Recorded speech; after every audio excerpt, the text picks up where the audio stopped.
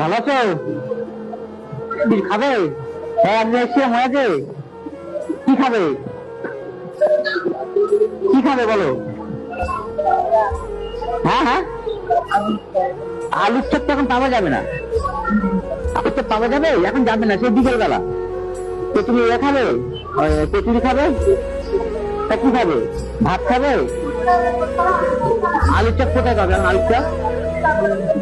হ্যাঁ, এই দোকান আছে? তো ঠিক আছে, আমি আলুর চপ নিয়ে আসছি।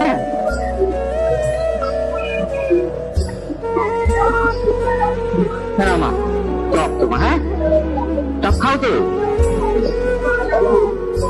খাও। সকালে কি করেছিলে? হ্যাঁ,